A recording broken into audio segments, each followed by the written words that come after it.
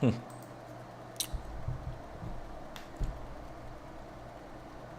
everybody, welcome into the Bitcoin Crypto Weekly Close. I am the Crypto Bull God. For those unfamiliar, I am located on Twitter. I'm also located on Instagram, and I'm located on YouTube at Crypto Bull God. Thank you for everyone tuning in. For those, just want to give a shout out to Nick for plugging the channel there for a second on his live stream earlier today. For those new tuning in, Nick tends to focus more on, tends to be more news centric. He does do some technical analysis in there. My channel is more TA driven, but we do news stories and talk about some things going on crypto on a daily live stream I call the Bitcoin Crypto Happy Hour. So I hope you find this very informative. This live stream very informative. If you do, make sure to hit the thumbs up button, drop me a comment. There will be a live TA Q&A where, I'll chart out any cryptocurrency project you'd like and we'll take a look at it. But I want this to be as interactive as possible. That's really what brings me the greatest amount of joy, is just knowing that I'm helping other people out, and it's very engaging and people are asking questions along the way. So really what I wanted to start off with, I wanted to have a discussion about what is a probable scenario for Bitcoin that a lot of people, I would say most people, are not talking about. If you're interested in killing some brain cells, I would recommend that you search. It won't be hard to find. There was a video that popped up on my feed on YouTube, and I just had to watch it to see how cringe it got, and to see what the discussion was like. But there are people out there thinking Bitcoin could go as low as 3,000 in the coming year. Okay, now I do want to state that there are no certainties in life, and there are no certainties in charting. There are only probabilities.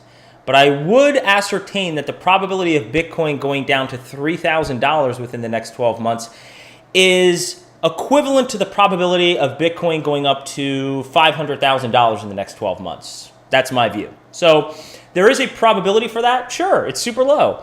What we're going to do is we're going to use chart analysis to show us what is a more likely, a more probable scenario.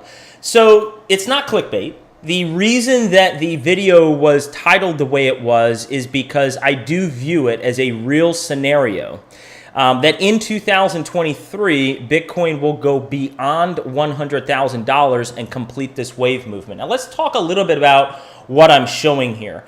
This is an Elliott wave structure. Now, I understand that there are a lot of people out there that are putting a lot of weight on this 4-year cycle.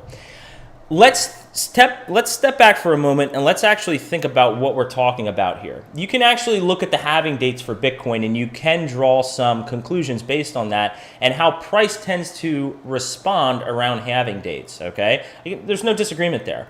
How far back does that price data go? Like 10, 12 years? Okay, how many halvings have taken place? Like 3? So we're formulating sort of what we think is going to go on within the next 2 to 3 years based on a few dates and time that occurred in the past. That's really what we're talking about here. Instead, I think the more logical thing that we could do is we actually could evaluate the chart, remove the 4-year cycle for a moment, okay? Understand that there's a bigger pattern that's presenting itself in the chart. And this is based on decades and decades and decades and decades of price data within the stock market that we're able to see something similar showing its face within the Bitcoin chart. Wouldn't you rather formulate a conclusion based on that versus something that has occurred a couple times in the past, and now we're going to draw some conclusions in terms of what's going to happen in 2025? Food for thought. So I am not an Elliott wave expert, okay? I have gone on record and said, from a technical analysis perspective, I think it presents the greatest opportunity, and it presents something that is of the greatest interest to me to learn more about. But I do have a good general sense of it. I actually was studying some Elliott wave technical analysis this morning, and I have been diving into it. But it's going to take a long time until I can consider myself very proficient at it. But again, I understand enough about it, and I also lean on other people who I respect, who are very well-known Elliott wave technicians in formulating these conclusions, okay? So what I have generally drawn here is the price waves, okay? In an Elliott wave structure, in general, what we have are 5 movements, okay? There's a green arrow up wave for wave movement 1. There's a corrective wave, wave 2. There's a huge wave 3, which is here, and a large wave 4 correction shown here. Now, a couple things to understand here, okay? And we're missing wave 5. This is the whole premise of this video, the opening of this video. Wave 5 is missing. We have not gotten this wave 5 movement. Now, a couple general things that play out in Elliott wave is, first off, you tend to have in these wave 2 and wave 4 corrections an ABC move down. And we'll get further into what has transpired here and why it tricked a lot of people. But technically, essentially what you have is a move down, this is A move up, this is B, and then a final capitulation, wave C, and then we begin the next wave. Okay, that's essentially what you have, right? So another general premise within Elliott wave structure is that wave 3 is going to be your biggest wave, okay? It cannot be shorter than wave 1.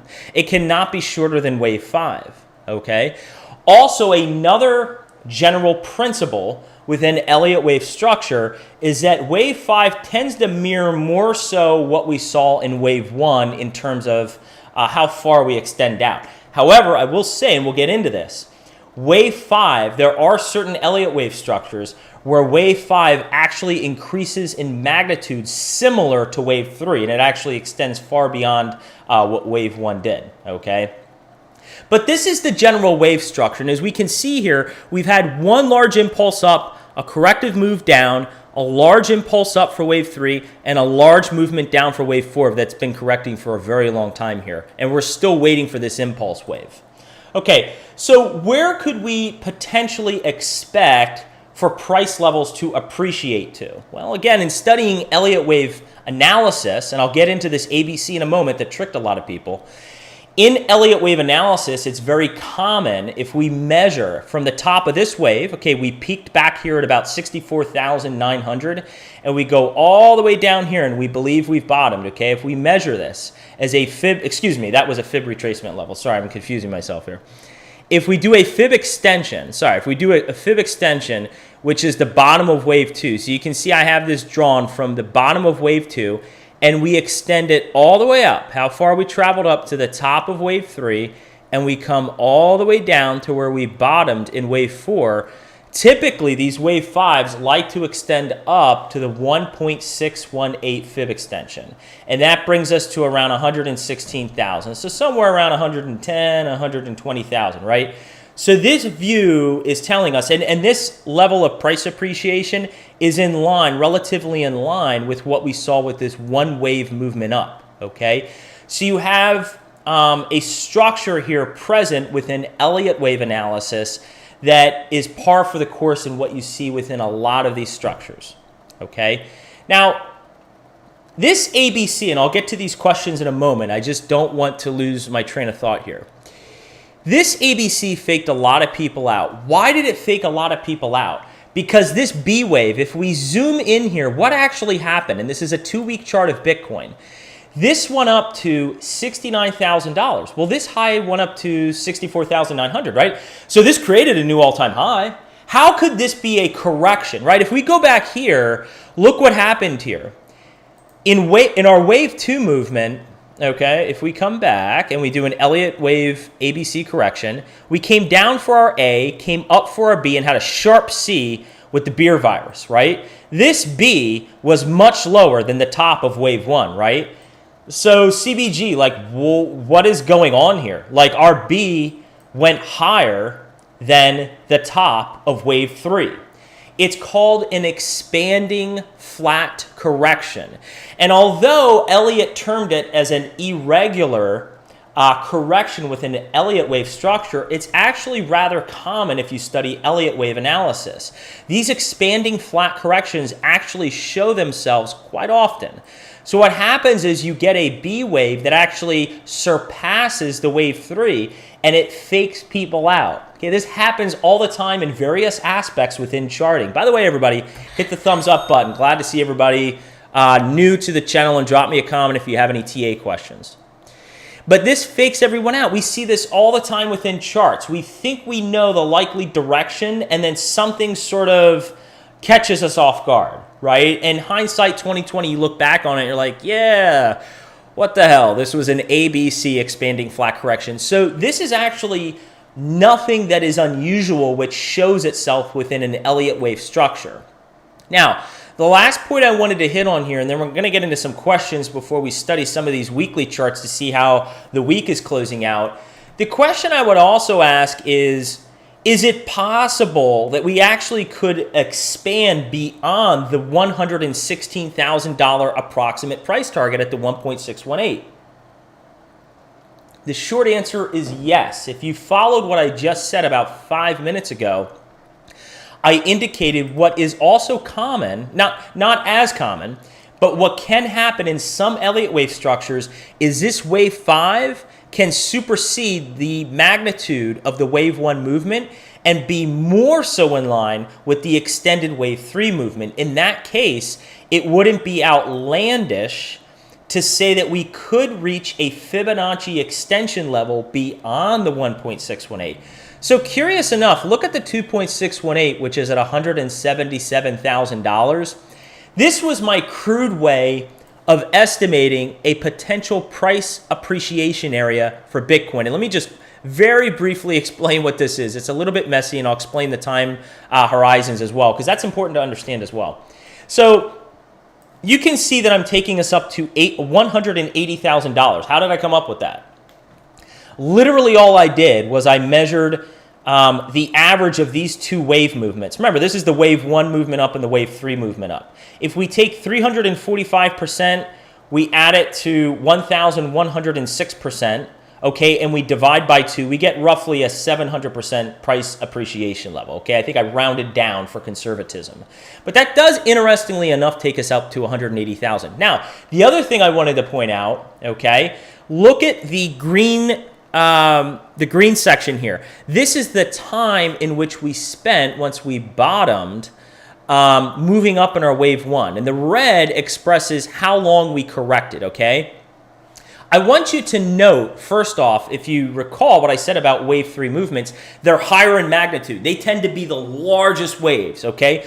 Look at how much time we spent here. 406 days in this wave 3 movement, 2 times the amount of time we spent in this wave 1 movement. Again, we had a greater magnitude to expand price, and it took longer to accomplish that. Intuitively, that should make sense, right? And it should make sense as such when we enter these corrective waves, okay? The wave 2 corrective wave lasted 252 days. If we truly bottomed, which I believe we have, back in June, this correction from the top of this wave all the way out here has lasted 420 days, okay? So now we've seen a correction from top to absolute bottom that, again, is greater in magnitude time-wise than we saw in the wave 2 correction. Now, what I've done out here, ignore price for a moment. What I've tried to do is I've tried to measure out hypothetically, and this is where a more proficient Elliott wave technician could come in here and speak to this, and I'm not there yet. But time-wise, if we believe, I would think that the wave 5 movement, magnitude-wise, if it mirrors the wave 1 movement, okay, you would think time would be similar, right? But what I did is to project out a rough estimate of when this top could potentially come in. There are 2 time frames, and the key is look at the blue zone. The blue zone takes us between April and July, How did I come up with that? Well, first off, 308 days from the bottom to the top, taking us out to April. That is literally just taking the average of these 2 sections here, 203 days and 406. If you take 203 and you add it to 406, that's 609. If you divide by 2, that's roughly 300. That is roughly 308 days, right? So what I'm saying is, okay, roughly the average there, we're looking at about April. Now, what if the wave 5 movement mirrored something similar, more similar to wave 3? Well, duration-wise, that would be more like 406 days. Keep in mind, the wave 3 movement here was 406 days. So if we moved 406 days out from our bottoming candle, that takes us out to July. So again, this is just a rough estimate to come up with when we could potentially top, okay? So I think it's feasible to say that in 2023, sometime between April and July, we could top somewhere between 110,000 and 180,000. I know that's a wide range, but we're in a volatile market. Now, last comment, and then I'm going to get to some comments here, is if you think this seems outlandish, okay, things are just so pessimistic right now. Oh, the world's ending, everything's going to die. Bitcoin's going to 10,000 or 3,000 or whatever most people are believing right now, okay? If you think this is so impossible, there are plenty of people that have been here longer than me, but I've been here a long time, okay? I've been through all this price action, and I know when we were down here, I just want to reiterate to everyone who follows me on Twitter at Crypto Bull Guide, I brought this up. When we were down here, I want to remind everyone, it doesn't look like it now because price has appreciated so much, but I want to point out the fact that people were saying this was a pole, this was a pennant, and we were going much lower. And the technical target, by the way, didn't even make sense because it went lower than zero. But that's what the herd believed, okay? And then we just went up massively in price and at our wave 1 movement. Now, I want to take you back when zombies were going to eat our brains and the world was ending, all right? We had this beer virus, okay? We had lockdowns. We had a pandemic of mass proportion that we just needed to lock everything down and the world was going to end, okay? Not to take it lightly, it was actually a very serious thing. I know many people that were impacted by it, including myself. But the point is down here, okay, most people, and you can go back to my tweets, I've tweeted about it. When this price action was taking place, I was buying the shit out of crypto. Most people thought the world was ending and Bitcoin was going to break and die and go to 1,000. I know Peter Schiff was out. I'm sure Peter Schiff had tweets out there about Bitcoin dying. I mean, he's infamous for this stuff, right? What ended up happening? How many people really thought we would have a V-shaped recovery? We would settle up in the $8,000 to $10,000 area. This is where we were, $8,000, $10,000, okay? And just 6 months later, literally 6 months later, we would pull a 7x. No one thought that, okay? No one, look, the magnitude of this price here, if you go back and you look at my tweets, it caught me by surprise. I was very surprised how high we went, okay? I was not expecting a rise in price that much. But again, no one was calling for it because you have all the emotions so depressed and so fearful. The last thing I wanted to hit on real quick, actually, I didn't want to forget to mention, Credible Crypto, if you're not following Credible Crypto, make sure to give him a follow. He is a very credible technical analyst, okay? Now, he put this out here, and essentially what he's hitting on is something that I have spoken to in great detail in the past, okay?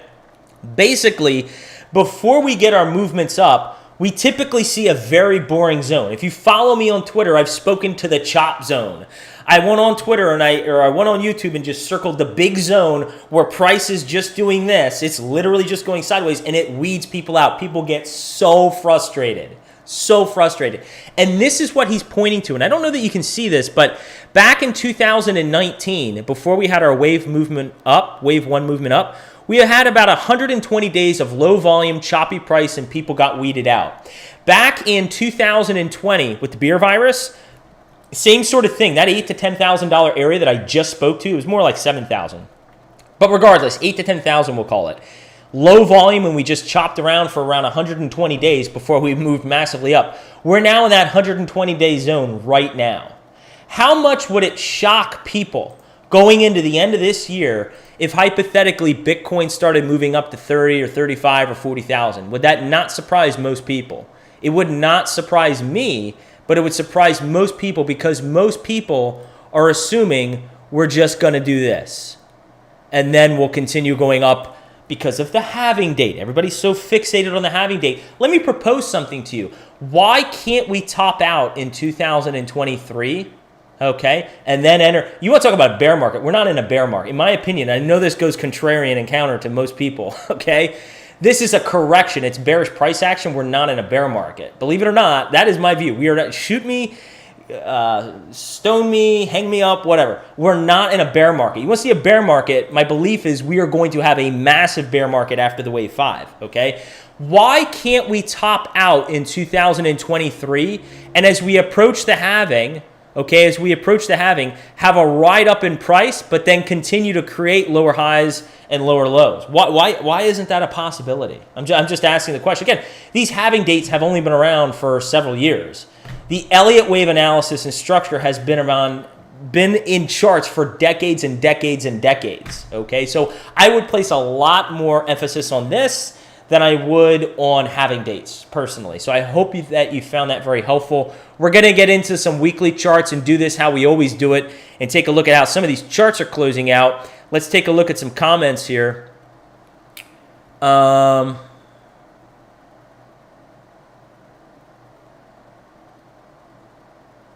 Yeah, I agree with your comment, Ncash. By the way, if you're not giving Nick a follow, make sure to check him out. He's on Twitter at, I think you're at Ncash Official, right? I don't know your actual Twitter handle. Is it Ncash Official? Yeah, check him out at Ncash Official. I just tweeted something out the other day. It's hard to find people who are truly, genuinely good people. He's a really good guy. I know has been helping me out quite a bit. But anyway, I agree with your thought process. You know, we've only had a couple runs on 4-year cycles. So I do not, it's not outlandish to think that $100,000 is very possible in 2023. And listen to the words that I'm using here. I'm not telling you that $100,000 will happen in 2023. What I'm saying is it's possible. And in my opinion, it's a very likely, and I know what words I'm using here. It's a very likely scenario. All right, food for thought. I'm hungry myself. I'm having some wings for the Eagles game tonight. They're going to go 6-0 after we kick the shit out of Dallas. Food for thought. The timeline from the top to the bottom of the last bull bear market was about 334 days. How long it's been since our November 21 high? Yeah, it's been a long time. And I got to tell you, you know, even for someone such as myself who's gotten much, much, much, much better in controlling their emotions with investments, especially being in this space as long as I've been in it. I mean, I've seen dry, blah, blah, blah markets, okay? And if there's anything that's going to give you a backbone and make you either win or lose, it's going to be this market, okay? If you stick around long enough, you're either going to lose everything or gain a lot. And I feel like I've gained a lot. But even for me, this has just been such salty price action, and so stagnant. But it's at these times, if you know how to read a chart, that you can play the contrarian view if it makes sense, if the charts are dictating such that this stagnant price action, to me, again, it's just weeding people out to the beginning of an upswing. And again, you will note, I want to say, if this scenario does play out, and I am correct in saying this, what you will see as we begin to move up, as we begin to move back, okay, the people who are calling for the 10, 12,000, who are throwing the thumbnails, okay, unnamed channels who are doing these things, they're going to say this is a dead cat bounce and we're rolling over, okay? But keep in mind, all you want to see is a higher low relative to here. And as long as we continue doing this and continue doing this, what are we doing? We have higher lows and higher highs. So just watch for that on Twitter and watch for that on YouTube. People will be saying everything is a dead cat bounce. Just keep that in mind and mark my words on this if I end up being correct. Okay? Yeah, man, Casper's been so boring lately. I don't know why I ever listened to you or anyone else in the community to get into that. Thank you, by the way.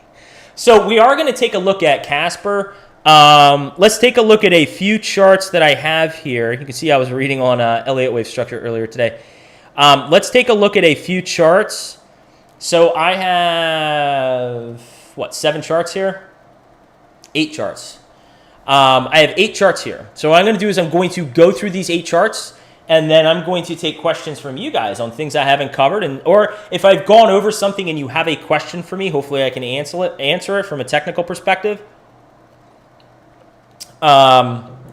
Make sure to drop a comment.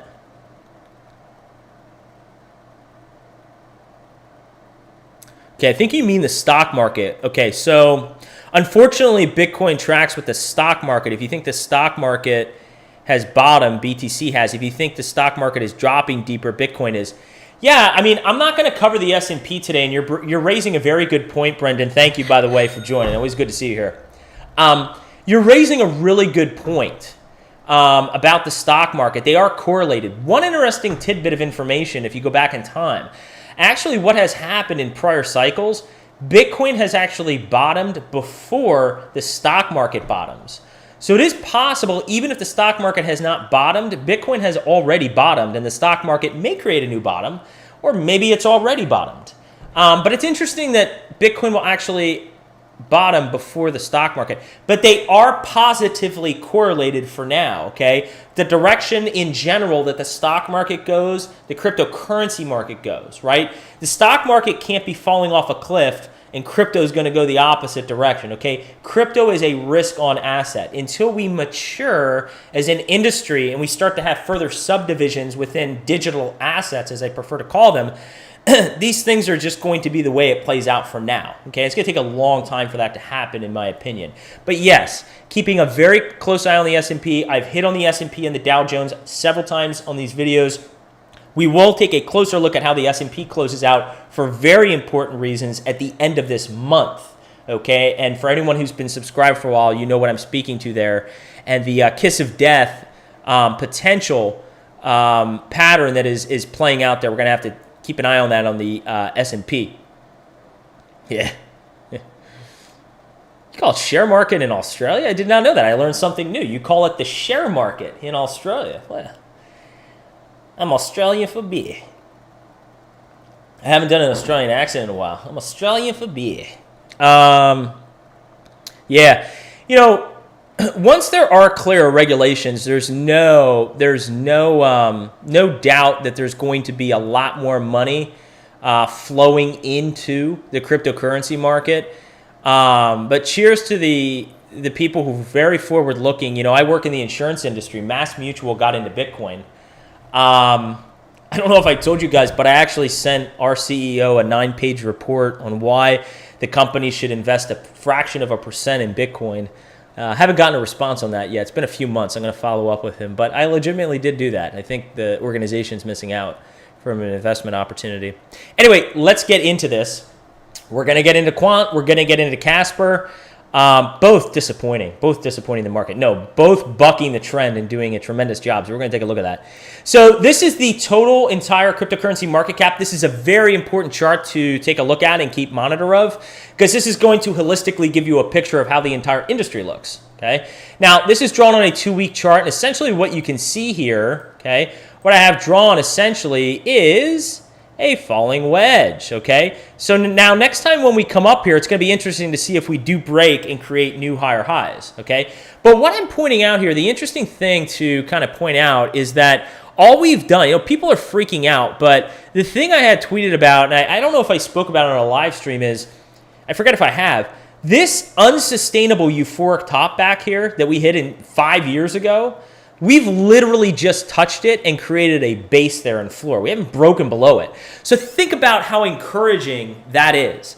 We hit this huge price level 5 years ago that we couldn't sustain. I mean, we got up here, we got up and instantaneously dropped, okay, and then went lower. We have gone much higher up here than this, and we've just kind of come and back tested it and continued churning and basting here. That is extremely encouraging, and it's extremely bullish. But people don't see this. Most people don't see this. They get caught up in the day-to-day price action. So this is very encouraging to see. On the weekly close here, forgot to get on the Bitcoin weekly close. We got to go back there. So on the week here, what would I look for? Nothing too exciting to print here. RSI is still at a low level at 36. Stochastic RSI is well above 20, kind of cooling out, kind of neutral in my opinion, sort of dipping down. You'll have to see if we kind of go positive here, which would be an encouraging sign. We're just kind of hanging out here and consolidating. Nothing super important to comment on there. Bitcoin I did want to comment on real quick. So I don't want to paint a rosy picture here and keep everything all bullish, all right? There is reason for concern. There is a scenario, a probability for every scenario, okay? Just like I spoke to earlier, I think the probability of Bitcoin going to 3,000 in the next 12 months is equally as likely as Bitcoin going to 500,000 in the next 12 months. I think it is so unlikely. So, I mean, it would kill the market, okay? It's so unlikely that that's how I would equate those two. But again, not trying to be, I don't want to be biased here, okay? This is very bearish. On the weekly view, I just want to focus on one moving average line, and that is the 200 SMA. This historically has been a bounce zone, okay? Bounce zone, bounce zone, bounce zone. We have been below it. The more we hang out under the 200 SMA, there are two things that I would be nervous about, okay? First off, the more we stay under here, it's a clear sign that this is a line of resistance. Anytime price is above a moving average, the moving average acts as support. Anytime we break below a moving average, now the moving average acts as resistance. I do not like the fact that we're below this moving average. If you're pulling up a weekly view on Bitcoin, what you want to see to start getting a little bit more bullish about price action in the intermediate time frames, you need to see us get above this moving average. Right now, it's at about 24,000. All right, so let's call it 24,000. We need to see price get above 24,000. You can start to feel a little bit more energy then, okay? But the more we hang out down here, the more likely it is that we're going to dip even lower. We got to get above here. The other thing that I don't like to see, okay, is that the more we entertain prices in these lower areas, the more this moving average is not going to want to increase. It's going to want to flatten and then begin to go down, okay? So in the coming several weeks, and this is nothing that's going to happen next week or even 4 weeks from now, okay? It's going to take a long time before this thing would start to dip down because it's been on an upward trajectory for a while, okay? There's a lot of high price action up here, which is baked into the moving average. I mean, seriously, think about for a second what a moving average is. A moving average is simply an average price point of the prior how many candlesticks. So this is a weekly view. It's a 200 weekly moving average. So this is the average price point of the prior 200 candlesticks.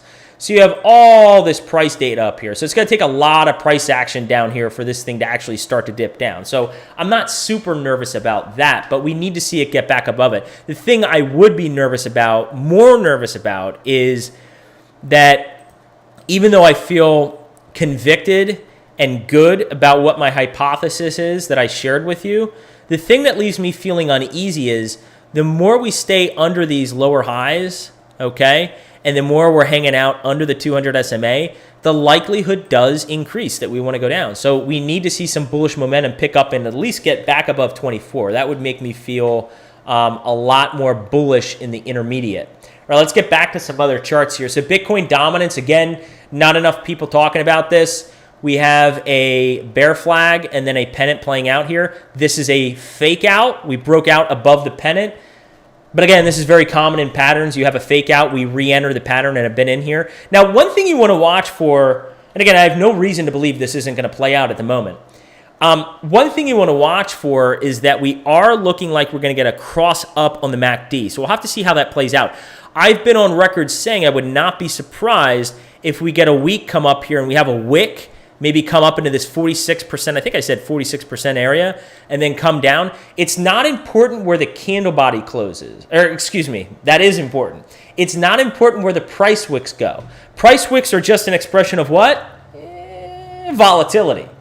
So we don't care where the price wicks go. What we care about is where price action ultimately closes, and we want to close below this descending line. Now, for those unfamiliar with what I'm speaking to here, and if this is new to you and it's like, why should I care about this Bitcoin dominance chart and what does this mean for price action in the entire crypto industry? I have a video out there, and I've spoken to this so many times. And it's actually, if you go to my, here, let me show you real quick. So if you actually go to my profile, I have a pinned video out there. And in this video, I leave a link to the video. So I'm not going to, the title of the video is Bitcoin and Crypto Set to Shock the World with a question mark.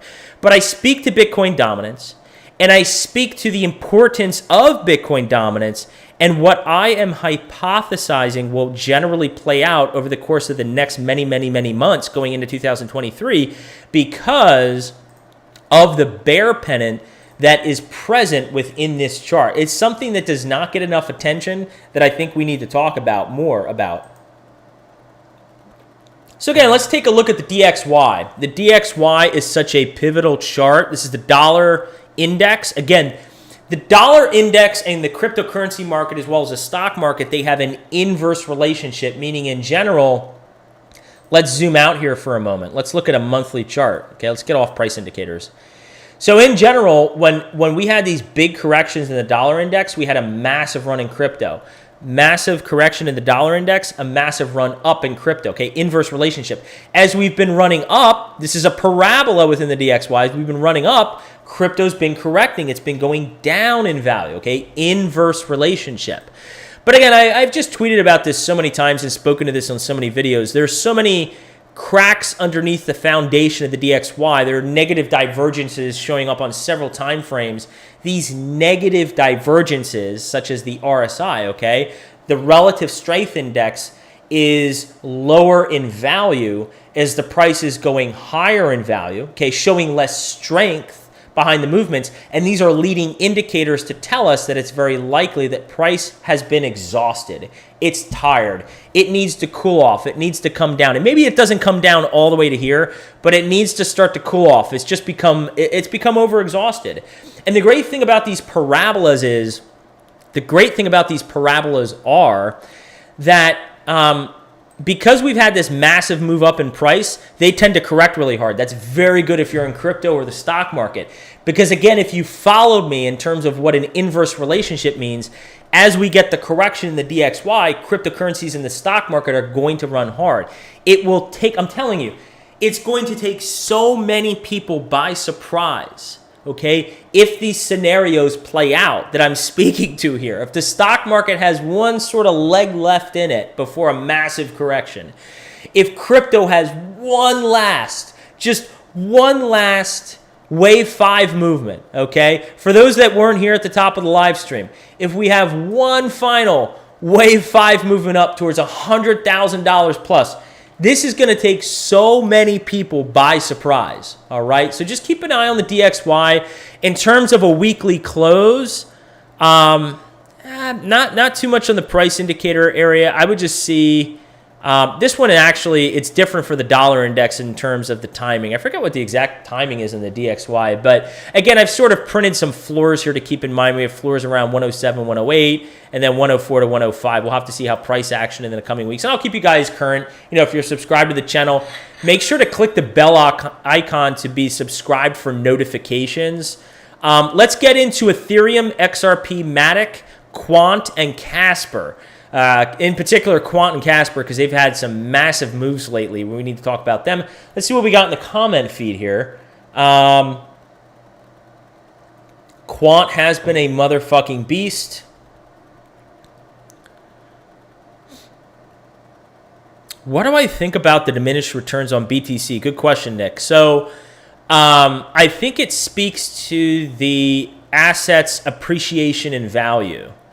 It has a, okay, you can't argue this. I don't care what projects you are passionate about. Like, you know that I'm passionate about the Holy Crypto Trinity, okay, HBAR1 and Mana. Those are projects I've supported for a little while now. It doesn't matter. Bitcoin was my first love, and no matter what your take is, I'm sure for most people, Bitcoin is what got you into the market, right? So Bitcoin is always going to have a place that's very, very, very near and dear to my heart, okay? And the fact is, just remove emotion, though. Remove emotion. Didn't mean to go down that path. Remove emotion.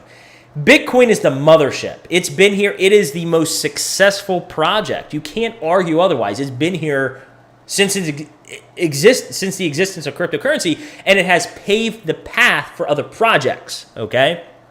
Without it, you could argue this entire space in many ways would not exist. Okay, but as such, because it's been here the longest, to Nick's question, what do I think about diminished returns? Well, that's just a byproduct that it's gotten larger in nature. It takes more liquidity to move Bitcoin. There are also other competing projects out there. They're not competing. Hear what I'm saying here. They're not competing against Bitcoin, but they're competing for dollars or fiat to invest into outside of Bitcoin. If you're in crypto, there's a percentage of your portfolio that's in Bitcoin, and then there's a percentage of your portfolio that's in Ethereum and XRP, right? So it's buying for investment dollars as well. So as that happens, as it has matured as an asset, it has had diminished returns. That's to be expected. The same thing is going to continue to happen with Ethereum, XRP, Matic, Quant when it becomes big enough, Casper. These projects, as long as they're around for the next 10 years or more, their returns will diminish over time. That's why if you have a community, okay, if you have people like Nick, or you have people like myself, or you have people, anyone here, I just pointed to Holly who pointed out a project earlier. If you have people who are doing the research and pointing you in the right direction of potential projects that are early to get into, investing at lower valuations in something you believe in can pay off handsomely in the end, because you're going to see your biggest returns very early on. So those are my thoughts there.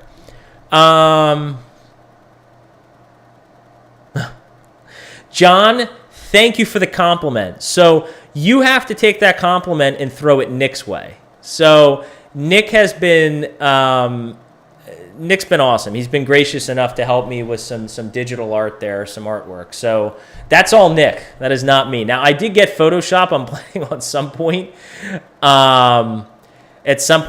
familiarizing myself with that so I can do my own. But actually, Nick threw that together, and again, very much appreciate. He did an awesome job. So. You know, Brendan, okay, so I think that you should invest how you see best fit, right? And I think diversification is extremely important. I was just commenting on Nick's live stream earlier that I do feel I'm a little over-diversified. And at some point when it makes sense, when some of my smaller investments begin to appreciate in value, I need to consolidate some of those projects. I do. I've already started that this week, and I took 2 projects and sold out and put it in something else. But I need to scale out of some projects and put them in other projects I more so believe in. But anyway, I would encourage you to rethink not buying Bitcoin, because if you believe in the premise of Bitcoin and sort of the narrative that has been painted for Bitcoin, I actually think that it would be a bad idea to not hold Bitcoin. I definitely think everyone here, again, nothing here is financial advice. I'll never do that. I joke around a lot, but nothing here is financial advice. I'm just giving you my educated view. You definitely, in my opinion, should be holding some Bitcoin. Even if it is, like for myself, I'll at least disclose this much. I don't like to talk about how much crypto. I'm never going to disclose to you how much crypto I own or my percent allocations. That's just not my thing. It's privacy. I very much believe in it. So I'm never going to disclose that. But I will tell you that Bitcoin is it's definitely a smaller percentage of my portfolio at the moment. Okay. Altcoins are a much larger percentage of my portfolio, much larger. But I would encourage you to at least hold a little bit of Bitcoin. Just food for thought. Give it some thought. Quant is the new BTC supply-wise and fundamentals. We'll take a look at it. It's been literally unstoppable lately. There's a lot of encouraging signs, too, that it's not going to slow up in the coming weeks. We'll take a look at it. All right, so let's continue forth. We're going to get into 5 more charts here, and I'm going to take some questions. So Ethereum, not too much new to display here. I already took a look at the price indicators. I really didn't have too much to say on the price indicators. Let's just take a look at price action. What's encouraging to see for Ethereum, okay, this isn't coincidence. I have a green line drawn here around $1,200. That's not coincidence that we bounced off at $1,200. It's an area of price confluence, and since we're above it, it's providing support. This is very encouraging. Now, the first thing that we need to see here is we need to break this huge red level here. This is the prior all-time high from 5 years ago. We need to get back above this level. You can see we keep hitting it. Now, I will say, the more times we keep hitting this price action, okay, we get up here, let's say this week we hit it, I would expect it to break very soon, okay, very, very soon. And ultimately, what you have to keep in mind with Ethereum, as boring as it sounds, Ethereum is very important tying it back to the Bitcoin dominance chart. The more that Ethereum is rising in value and is outpacing Bitcoin, and we can look at the Ethereum BTC relativity chart to to see that taking place. It's critical. Welcome in, Ryan. Good to see you. I was just watching your video. I commented on it, actually, on CRV, Curve Finance. So anyway, the thing that's very important for the overall market is we need Ethereum to appreciate in value greater than Bitcoin. We need that because as that begins to happen, as that continues to happen, there's more money that's going to bleed into the other altcoins, and that dominance for Bitcoin is going to drop, and we're going to see a true alt season, okay, at some point, a true alt season, a true massive alt season. Okay, so we need Ethereum to continue to, okay, we're consolidating here. We need to begin to break out. But the more important thing to keep in mind is there's a low here and a high here. Guess what this is in relation to here? It's a higher low, okay? So what I'm really anxious for is for price to get up to this blue arrow. I want to break all this resistance around 13, 1400 and 1800. I want to get up to this black line. Why the black line? Look at price confluence. Look at this downward resistance. I know it is game on. It's fucking game on.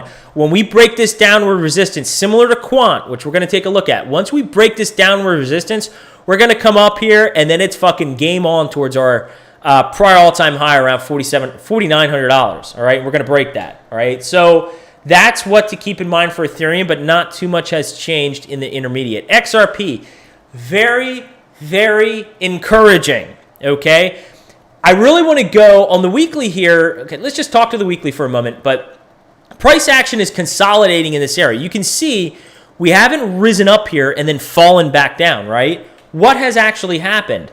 We've risen up and we're just consolidating in this area. We're going to go to a smaller time frame to show you what I think may be playing out in the chart. But for XRP, if we go to the weekly here, RSI is very healthy. It's not overbought. It's certainly not oversold. The RSI is at 51. That's a very healthy level, okay? Stochastic RSI is above 20. It's a good spot. MACD, watch what the MACD is when we close this candlestick. We're getting closer and closer to getting above 0, which is a great spot to be in historically. If we get up into this area, it signals a potential. It's one indicator, okay? There's no one indicator that says everything with certainty, but it's one indicator telling us we could potentially see a lot more upside, all right? But let's just focus on price action for a moment because, in my opinion, it's a common expression. Price action is king, okay? Let's go to a 3-day chart. You tell me what you see here. I'm not going to tell you right away. I want someone to comment in the comments. I want someone to comment in the comments what they see here. You tell me. Someone comment. I'm not going to comment what this is. I'm going to give this a minute. Draw it. I would draw it right about there. Personally. Anybody? Anybody know what this is? Yeah, let's say the breakout happens right about there. Anybody know what this pattern is? There's got to be at least one person here that knows what this pattern is. Price action came up here. This is a poll, and now we've consolidated in here. This is very bullish. Okay, this is very bullish. This is a pennant. You are correct, Brennan. And more specifically to Ugos. Ugo. Props to you, brother, on the name. Ugos. This is a bull flag or bull pennant, whatever the hell you want to call it. That is correct, John. I will go with bull pennant, bull flag, whatever you guys want to call it. This is a bullish pattern. Now, again, I want to make this very clear. I say this over and over and over again. These patterns do not have to pan out. Now, this pattern has a more likely scenario of going to the upside. It's more likely this is going to break to the upside of what I'm about to show you. But there is a possibility this fizzles out and doesn't do jack shit. Okay, so I don't want anyone to think that I'm telling you this is what's going to happen. That's not what I'm saying. What I'm saying is this pattern is present based on historical context on, again, decades and decades and decades of price data. We can say with certainty that it's more likely. that we're going to get a break to the upside. So the technical target, there's a lot of volatility in here. So the technical target puts us somewhere up here in the 70 to 80 cent area. You can see I have major areas of price resistance around 57 cents, 76.5 cents, and 94 cents. And a dollar is a psychological level, so that's going to be another barrier. But I'm going to get into this with a video later this week. But this is very bullish not only for XRP, but if the flare airdrop does actually happen when they're saying it's going to happen, too bad it's not 100% of the distribution, because, I mean, I'd quit my job tomorrow if that was the case.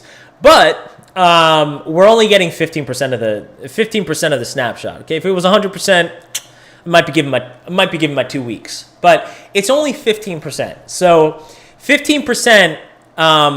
If we get up in this area, all right, it's going to be very, very, very good for the flare airdrop, and I will explain why on a video later this week. I'm thinking like Tuesday, Wednesday, Thursday, somewhere in there. I'll put a video out. Anyway. This technical target takes us up here. So it is possible that, and again, this technical target depends where we break out, right? If we break out here, that's the target. If we break out all the way here, it brings us down here, okay? So in late October to early to mid-November, okay, let's just say between late October to mid-November, somewhere in there, it's very possible we could see XRP somewhere in this 70 to 80 cent range. Okay.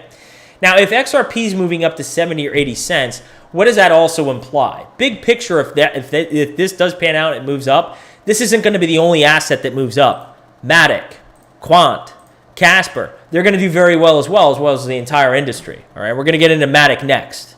Yeah, well, you know my sentiment there. I'm not saying that Flare won't be a successful. I want to clarify this. I'm not saying that Flare won't be a successful project. I've never said that. I've said the leadership has been horrendous in terms of communication. People have forgotten about the airdrop. I'm not going to go over it again, but the communication has just been terrible. This is what happens when you have techie people who are in many ways more brilliant than anyone here. You have techie people who are in charge also of communication. Harmony's going through the same thing. You have really smart people, and they suck at communication, all right? That's why you need somebody in charge of actually doing the communication. So not saying it won't be successful, but the communication has been god-awful. So anyway, Matic, not too much has changed here. This is a weekly view. We'll see how we close out weekly. Stochastic RSI, you know, some of these setups, when you have a bullish, I want to point this out. Look at the stochastic RSI. By the way, RSI is neutral to having, let me get all my thoughts together. There's so much here, it just wants to well, I was going to say something that wouldn't have sounded good. I have so much to share that it all wants to come out at the same time. So let me formulate my thoughts and calm down a little bit. The RSI is at 46, okay? What this implies, it's at a healthy level. It has a lot of room to run here. A lot of room to run up, which is good for price, okay? It's not way up here, okay? It's down here. It has a lot of room to run up. I love the setup on the stochastic RSI too. I love when things are tight like this and there's a slight declining value, because a lot of times these things like to punch up, okay? Especially when you have bullish price action going on in the chart. Let's take a look at the chart. I love this setup. I'm on record saying that on Binance US, which more and more has been my preferable exchange, much more over Coinbase. I try to avoid Coinbase anymore. I'm using Binance US, also MEXC, are exchanges I use. A little bit of Uphold, not so much Uphold. I've kind of steered away from it, but those are the exchanges I use. Anyway, price is just sort of consolidating down below this line here. I want to see us break out from this resistance. Now, on a weekly candle, when you see, this is my opinion, this is my educated opinion, when you see, that's what he said, not she said, that's what he said. I set myself up for that. I'm not even going to repeat what you just said. I set myself up, you know? Now, what I like to see here is we have a declining resistance here, but price is sort of consolidating. I want you to watch, okay? I want you to watch when we get a weekly close above. And I'm not talking about a price wick, okay? Because price wicks are an expression of volatility. When we get a body that closes above this descending resistance, this 105 is going to break. This 105, in my opinion, will break once we see a candle body close above here, because we're going to test up here. Again, it'll be once, twice, thrice that we're hitting up here. We know anytime you're below resistance and you keep hitting it, what does it express? What does it express? It expresses a hammer hitting up against the wall and the wall or the ceiling, and the ceiling is getting weaker and weaker and weaker, right? It's the same thing when price keeps hitting a level down here. This isn't showing support if we keep coming down here and hitting it multiple times. Actually, this floor is going to fucking break, all right? So once you see a candle body get above this descending line of resistance, this chart is getting really messy. Once you see a candle body get above that descending resistance here, get really bullish that we're going to get up to this 105 level and it's going to break. And the next level of resistance I don't see a major level of resistance on Matic after 105 all the way up to 134. You're talking about over a 20% move to the upside once we break 105. Yeah. You could see something like what Quant's been seeing. Let's jump into Quant, actually, now that we're talking about it. I mean, Quant, this thing has been an absolute beast. Thank God I was buying. Let me make this clear. I wasn't buying up in these levels. I was buying in these levels right here. That's where I was buying. So, yeah. But the encouraging thing to see with Quant, okay, it's not just price action, okay? If you're just looking at price action, wow, it looks like my room is getting darker and darker. I need to add some light. If you're just looking at price action, you're missing half the story. What's also encouraging, and the reason I think this could continue to run, look at volume. Volume precedes price, okay? Look at this price action is not on weak volume. Here's what I would say about this, okay, if you're in Quant. If this move occurred up, okay, if this move that we saw up here, if we saw weak volume, if these volume bars down here were real low like they were here, I would say, hey, guys, this has been a nice move up, but I'm really expecting like a sharp correction and we could come down to these price levels. I feel a lot more positive. I'm not saying it won't happen, but I feel a lot more positive. This level is not going to be touched because the volume profile is so high. It would not surprise me. It would not surprise me one bit if we went all the way up. And I shit you not. If we went all the way up to around 262. If price just continued to move up and we wicked up right around, let's just call it 260, okay? I want to round the numbers here. It would not surprise me one bit if Quant went on this, continued to parabolically run up to 260, and then we saw a sharp correction maybe to around 180 or even like 160, okay? We went all the way up to 260 and then started to come back down to 180 or 160. Again, there's no reason this thing can't fizzle out and begin to correct here and come down and still be healthy. Don't get me wrong. If we come down, I mean, I would actually be a buyer. If we came anywhere in this price level, I'm buying more personally. But if we came down between 130, maybe like 120, 118 down here, 115. If we came down into this region, what are we doing? A low, a high, a low, a high, a low. All these are higher lows, and all these are higher highs. It's still majorly bullish. I'm just telling you that my gut feel, it's a gut feel based on education, okay? My gut feel based on education is,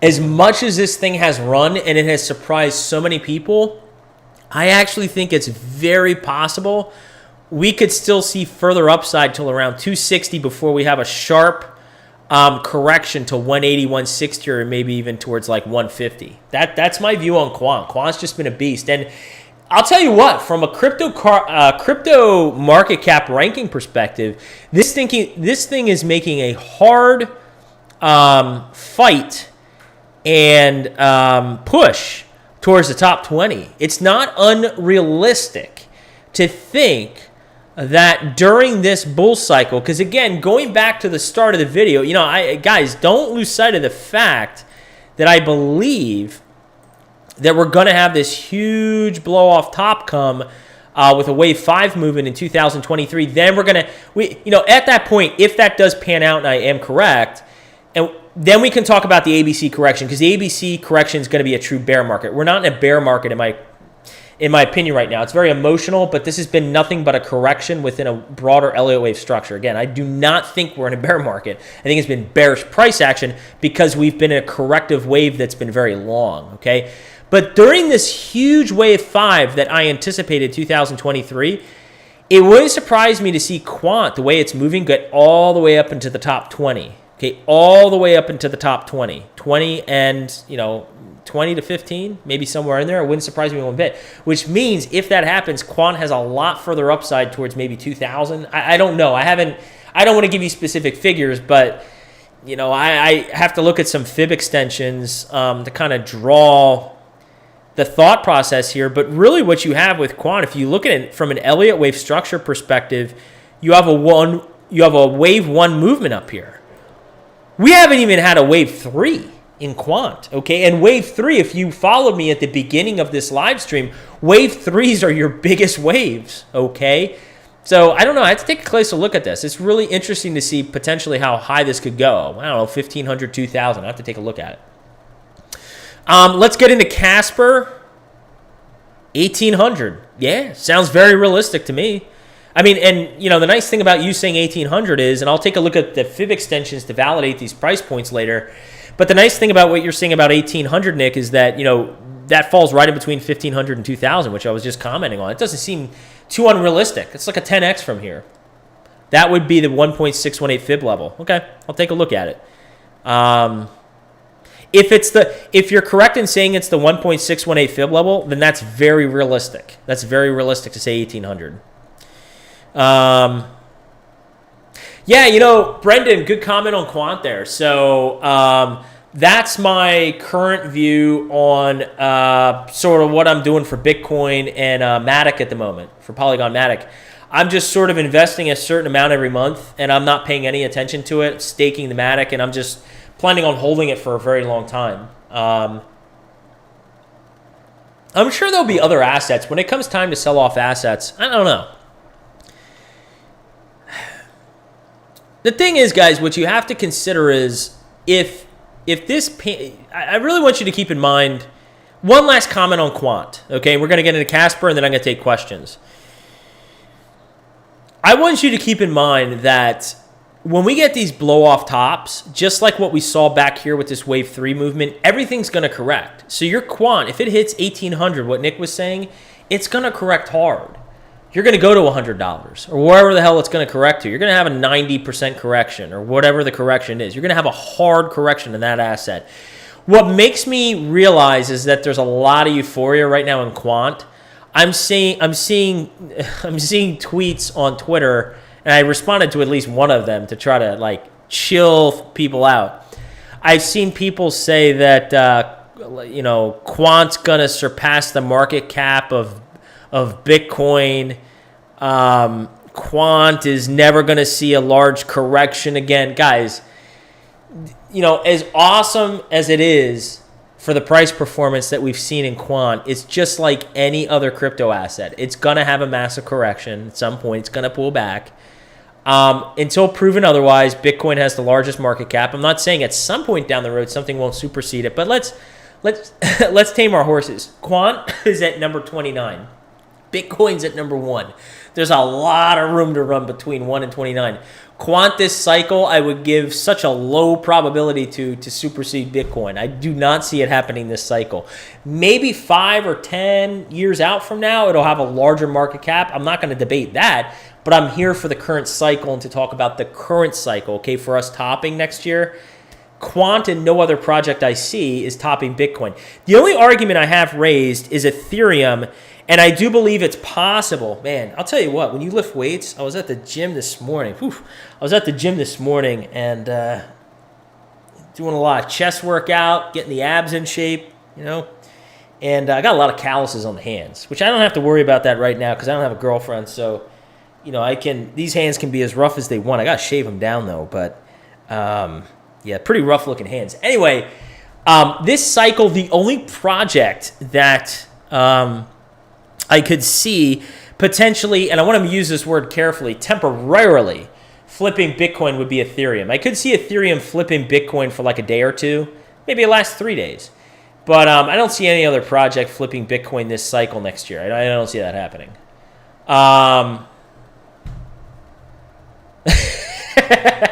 Wait, hold on. Let me catch up on comments here. You bought Quant at 55 USD and sold all of it today for HBAR. So I want to make a comment on that real quick. So first off, do I think from current price levels that HBAR will appreciate greater in value to cycle top in 2023 than Quant? Again, I haven't looked at, anything is possible, but I would say more than likely, yes, I do think that's going to happen.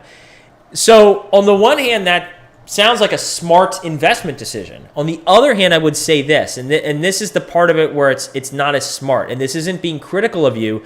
This is me sharing with you from personal experience and also logically what makes sense. If you believe in a project and you invested in it or you bought in at a good level like this, I don't think going all out on it makes sense to do what you're doing here. I think if you modified your comment, okay, Tanmo, and thank you for the comment, by the way. Appreciate it. If you modified your comment to say you sold a large portion, like you sold a large portion of it, and you put it into HBAR, I'd be like, okay, cool, but you're still holding some Quant. But for you to go all out on Quant and then stick it in HBAR, what you're doing is you're flipping. You're flipping between projects. And I will say that most likely, for most people, that doesn't work out well. I'm on board with selling a large portion of your Quant for HBAR, but not all of it. Because if you believe in Quant, I wouldn't go all out on it, right? I don't know that I would recommend that. All right, cool. So now you're splitting. Brendan had to get in on this shit. I didn't even read the comment, and now Brendan's taking part of my share. All right. If my $70 buy on Quant gets hit, I will send you 10 Quant. Wow. $70. Wow, all the way down here, huh? So let me ask you this, Nick. Now, you just said you didn't put a time range on this. So theoretically, if we hit $70 in like 2024, that's still out there, right? So I'm going to hold you to that. All right, cool.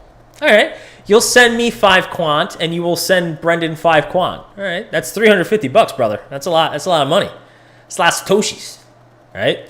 By the way, I threw this out. We're going to cover our last chart. I'm going to throw this out real quick. I know a lot of people here, which I appreciate, are actually located international. But regardless, if anyone here is ever in the South Florida area, send me a DM on Twitter, and maybe we can make something work out that we can meet up somewhere for a drink or a bite to eat.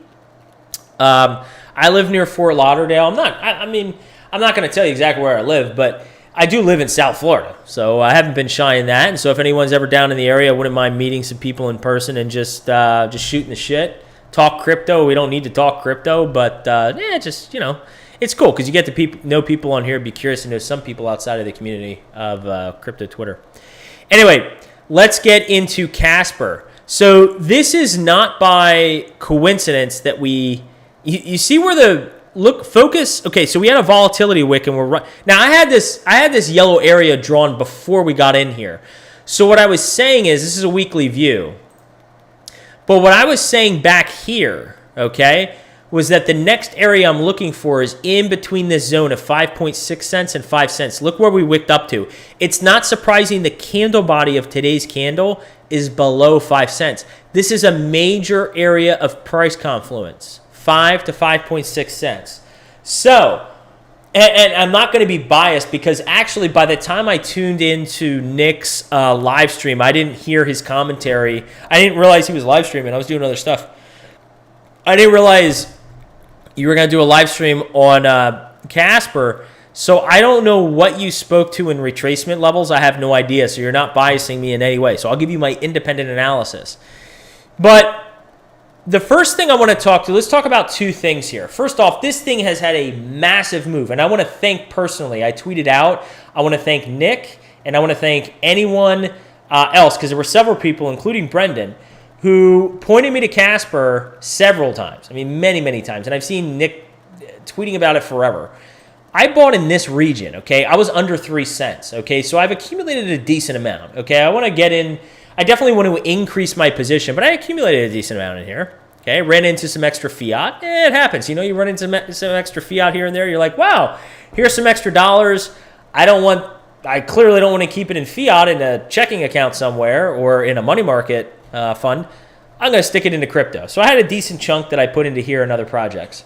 So I got in prior to here. So the first thing I want to say is thank you to the community. The community is only as strong as its members. We all help one another out. If you appreciate this content, thumbs up, drop a comment.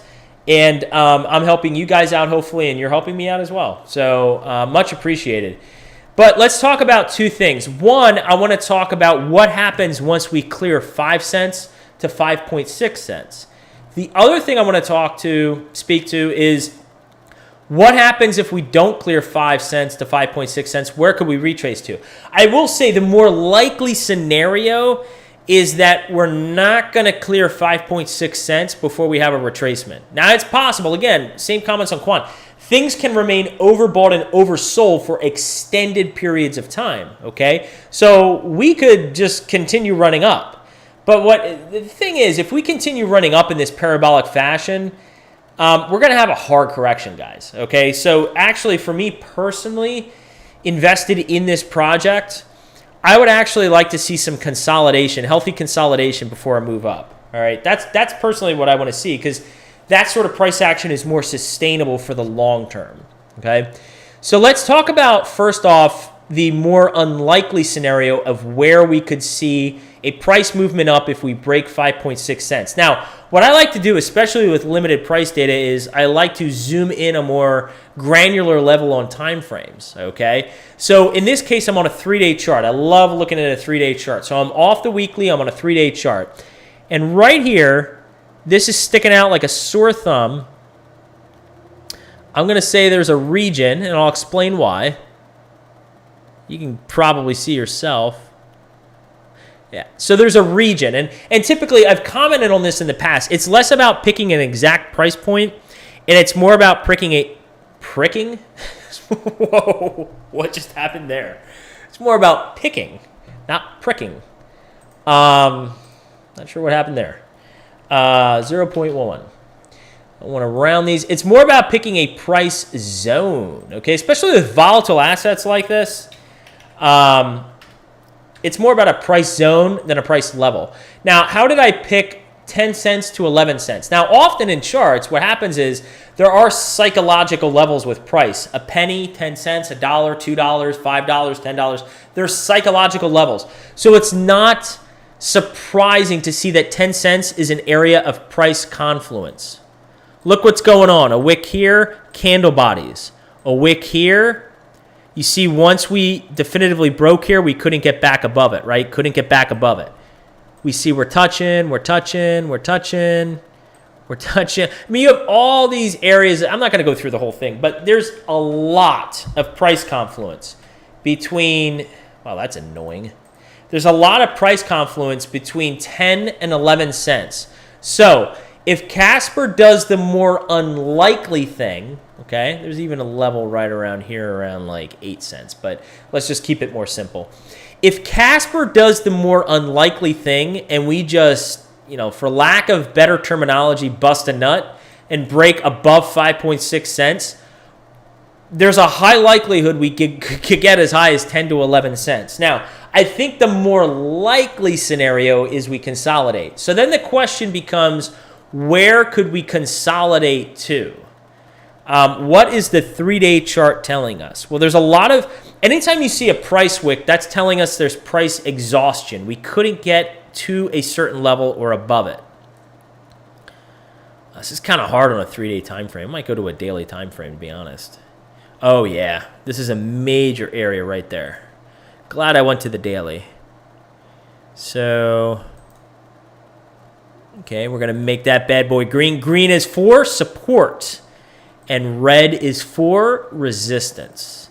So we're going to make that, we're going to round this. I like to use nice round figures. Let's not make it overcomplicated. This is 4.2 cents. This is... yeah, I'd use this right here. That looks nice. Yeah, right there. What is that, 3.8 cents? Okay. So this is what I'm looking for on Casper. Nick, I'm very curious, actually. Nick, if you're still here, I'm very curious if this lines up with anything you spoke to. Give me a second here. There's another area right here. All right, so there's a couple different areas. Now, what you have to understand with Casper is that it's climbing the market cap rankings. Last I looked, I actually tweeted the other day it's going to approach top 50. It's almost there, actually. I think it's 60-something. 70-something or 60-something. It's risen very quickly. All right, I'll take a look at that. I do use fibs. So to Nick's point, he's saying to draw a fib retracement level in this case. I do use fibs, maybe not as often as other technicians.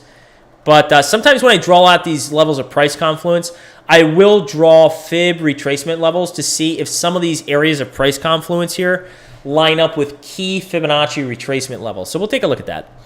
But in terms of price confluence here, this is, let's get off here. If we were to backtrace, which I think would be very healthy, this is the zone I'm looking at. Okay, and let's see if this lines up with fib retracement levels. So I'm looking at anywhere between 4.2 cents all the way down to 3.5 cents. If you want to get in Casper and you don't hold a position, or you want to scale in more into Casper, my suggestion is to watch out for price. I would not suggest, again, not financial advice, I would not suggest buying in right now to Casper. If you're looking to get more or get in, I would, let's get off this. Moving average too is annoying. I would wait for a pullback. And I would wait for a pullback between 4.2 cents to 3.5 cents. Okay, I really like this 4.2 to 3.8. Okay, we could go as low as 3.5, but I really like this 4.2. That's a little aggressive, 4.2, but I really like this 3.8. I'm really digging that 3.8. Nick is saying 3.92 is the level I'm watching. Okay, so you're watching 3.37 to 3.92. All the way down to 3.37. It's certainly possible. All right, so let's take a look at this fib retracement level real quick. Draw a fib from the November high to the low. Oh, wow. Okay, I see where you're going with this. I believe I see where you're going with this. November high.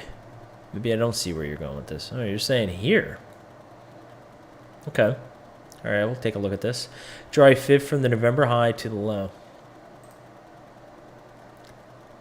Huh. So you don't want to go from the all-time high. You want to go from the November high. All right. So the high here was 24 cents. Let's correct this. Losing my voice here, talking so much. The low is 221. Really 222. Okay.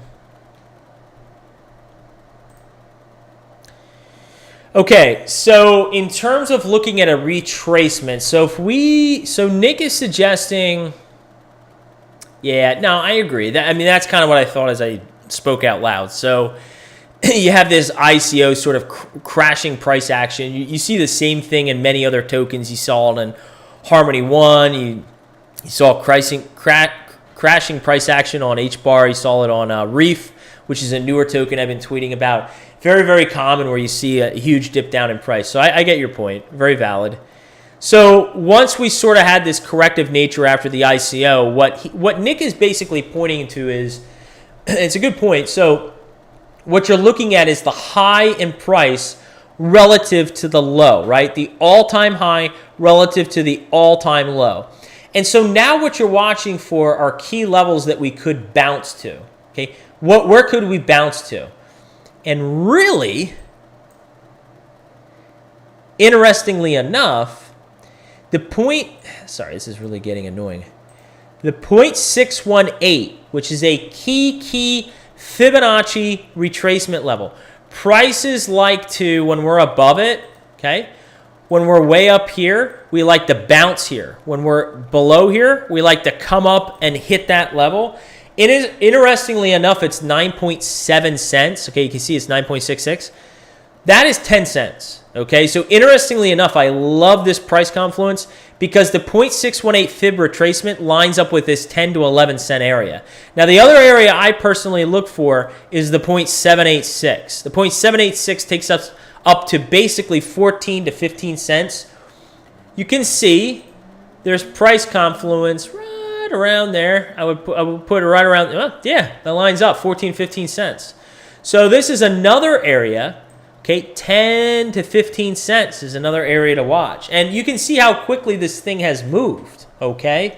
So, yeah, I like that the 0.618 in particular has lined up. So, if we did see, let's say that we did see a healthy pullback. Let's say that we saw, let me take off the fib levels for a moment. This is getting a little too colorful. I feel like I'm staring at a rainbow. Right in the rainbow.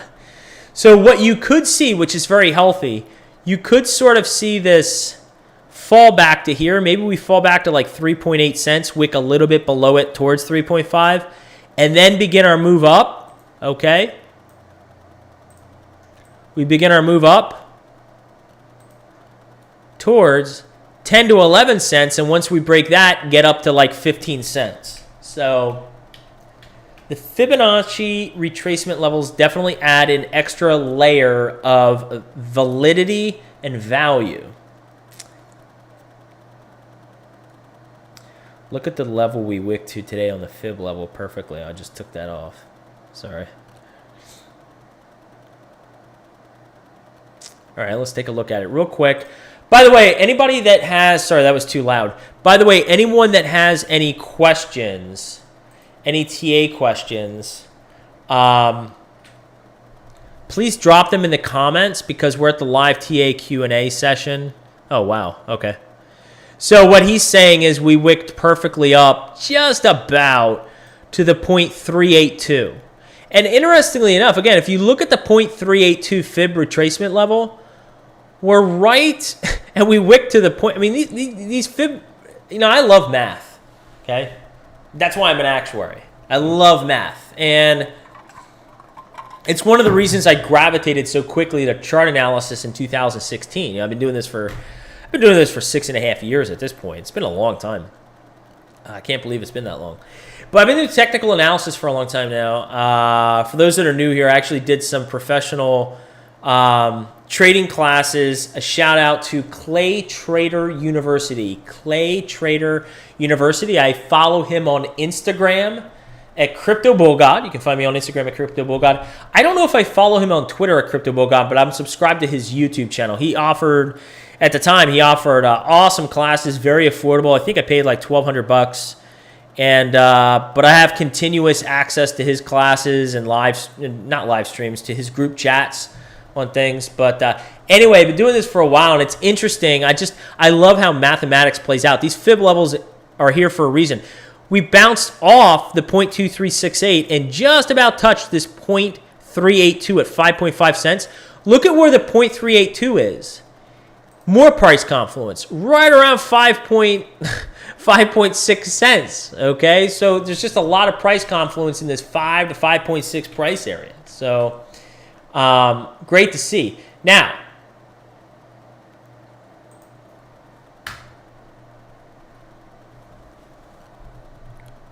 yeah, ADA is a fucking joke. Who is that Cardano guy? Who is he? You know, the more I've been reading on Charles Hoskinson, the more it becomes apparent that he... You know what? I don't want to say. I actually don't want to blast anyone. I don't know him personally. I don't want to do that. People could make assumptions about me and judge me. I don't want to do that. So, but I'm not a Cardano fan. I want to leave it at that. I don't want to talk bad about the guy. I don't know him personally. But he does look like my uncle. And apparently I'm several years older than him. He's 34 years old. This dude is 34. He looks like he's my uncle. I'm still surprised by that. I'm amazed. Does anybody...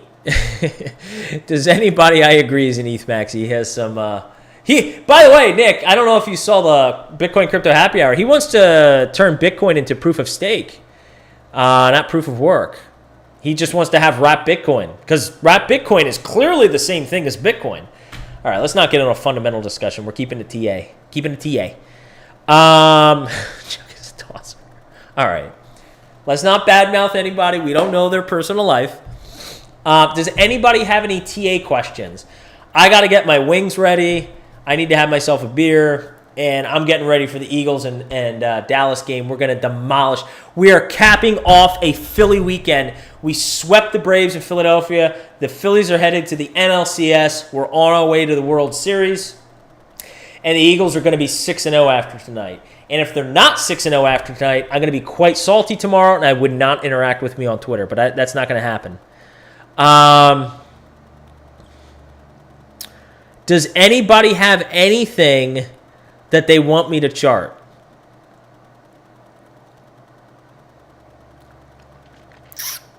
Anything at all. If not, I will let you go. Maybe I covered every single thing that you'd like. Yeah, John, you feel me, brother.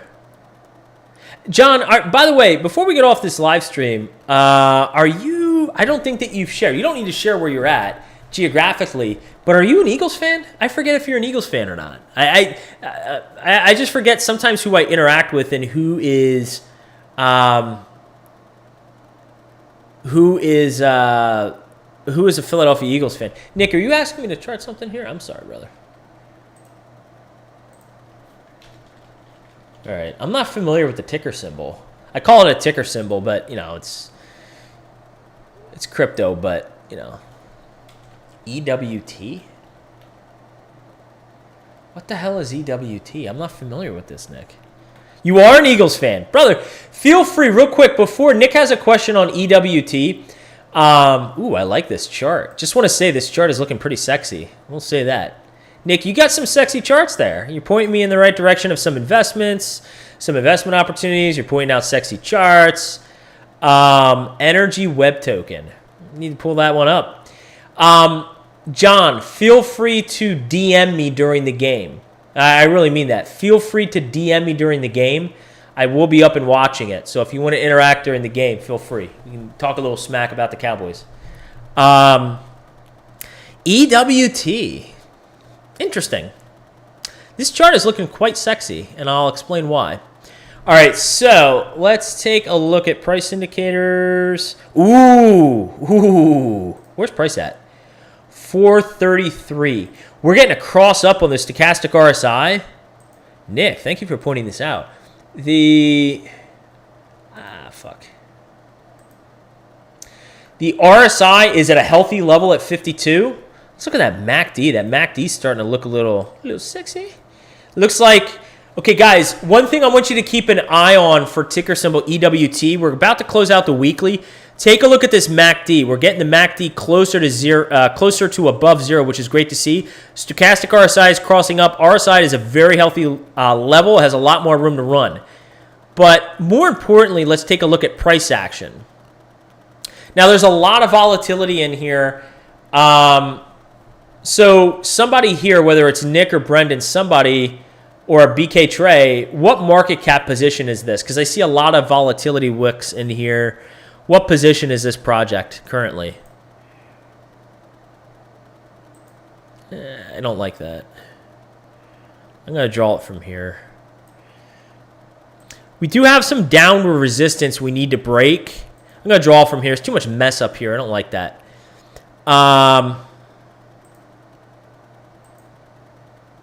Okay. So we sort of have this channel, right? We've sort of been in this channel for a little bit, right? But the price indicators are in a very healthy level. 160. Wow. Okay, so thank you for pointing this out. I really appreciate it because I'm not familiar with this one. But I will say this chart is looking really... I mean, if you can't tell, I'm getting really excited about this chart. Let me point out to you what I'm seeing. I'm seeing a zone right... We're just going to say... We're going to call a line in the sand right there. About 512, okay? That's an area of resistance. We got another area of resistance right there. By the way, when I'm drawing these areas of resistance and support, what is more credible with the resistance and support areas are candle bodies and not wicks. Wicks do add value to the support. But if you can find areas of price confluence, whether it be support or resistance, and you have a lot of candle bodies in there, that adds a lot more value than the wicks, okay? You can have wicks in there. The wicks add value, but the candle bodies add a lot more value. So I'm seeing some price confluence right between 437 and 512. You can see we can't break up there. Once we break 512, okay, you can even see, you can draw, I don't want to make the chart too technical. Again, paralysis by analysis. I like to keep things stupid simple, but you can also see there's another downward area resistance. You see this, how I came up with this? Broader area here, okay? But there's also here. So we need to, there's a lot of price confluence right in here. We need to get above here. Once we get above this area, okay, what would I look for next? Well, this looks beautiful. I love market structure. When you have a clean chart and you can draw it so seamlessly, it excites me. There's not a lot that excites me in life right now. So, you know, if a chart's going to excite me, hey, so be it. Each to their own, right? All right. I wish there were other things that excited me in my life, but, you know, let's not go into my personal life. All right, so let's get into price confluence here. There is another area of resistance right around $7.08 that I would be looking at. Let's go in a smaller time frame. Thank you for everyone new tuning in. Make sure to hit the thumbs up button. I'm answering a question from Nick on ticker symbol EWT. I definitely have noticed when I'm on later, more people join. It's just I'm not a late night person, so it's hard for me to do these things late at night. I'm an early morning riser. Plus, we got an Eagles game on the horizon. So I am drawing out areas of price confluence. This chart excites me. It has great market structure. It's something I'm definitely taking a look at. Today, I'm going to make time during the Eagles game to look at this because this definitely has me excited. All right, these are the main areas of price confluence. I don't want to overcomplicate this chart. I actually see another area here, so I'm going to draw this. So I'm just looking at prior price confluence to draw this. This is how I would draw this chart, okay? Right now we're sitting at about $4.37. We're heading up into major resistance here. You can see we have this resistance, downward resistance, horizontal resistance, and downward sloping resistance. We have all this shit to get through. Once price gets up here and starts to break above, we'll call it about $5.60, okay? Once we start getting above $5.60, what I would watch for is $7. Just call it $7, $8, then $11, and then 13, we'll call it $13.50, okay? So once we get around 560, it all depends once we get up and break this. This is major resistance. You can start feeling a lot more bullish once we break all of this price confluence in here, downward resistance and horizontal resistance, that we're going to start hitting 7, 8, 11, and 1350. That's what I would watch for. But for now, we have a low, a high, a higher low. We're just waiting for that next higher high, right? 2 higher lows and a higher high. But thank you for pointing this chart out because I got to tell you, this chart looks sexier to me than a couple projects that I'm invested in just for, or not, I shouldn't say invested in, but I have a small amount in just from a TA perspective. I actually like the chart setup more on this than I can think of 1 or 2 projects I'm in. So thank you for pointing that out, Nick. That's what I see in the chart. All right. I'm going to take, we're running up against the clock here. I'm going to chart MNW. If I have time, I'm going to chart one more. I'm going to chart ALBT. Thank you for the question, guys. I would say keep them coming in, but I actually have to end the live stream soon. But I appreciate the engagement. I love doing this stuff. So, You know, I'm still doing the 9 to 5, still running the rat race. And this is something that I enjoy doing for fun to help you guys out. So I appreciate the engagement very much. We're looking at a 3-day on this, which I think is actually a good time frame. You can see we have heavy sell-off here, a little bounce, and now it appears we've bottomed with the rest of the market. Okay, so the first thing I like to see, we have a low, a high, and a higher low. This is potentially another higher high, which may have topped. We're not sure yet, but we have 2 higher highs and 2 higher lows. Okay, big picture, very good to see. Now, the question is, where could we see some potential resistance come into play if we continue moving up? That's the first question I would ask. What I see, right around there. Right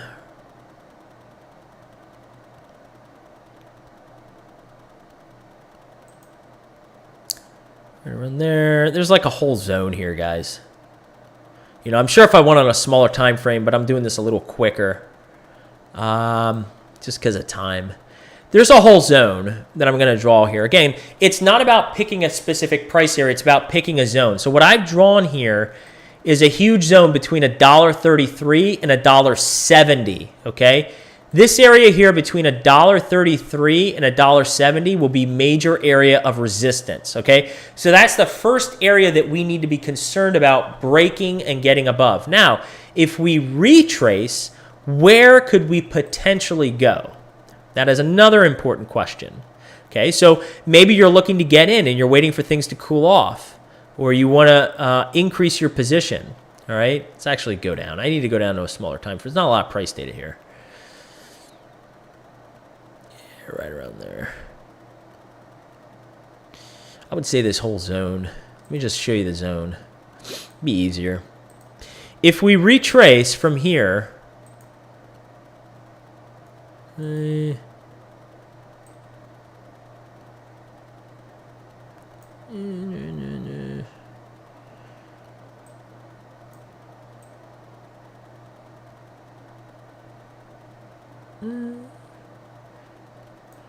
about there.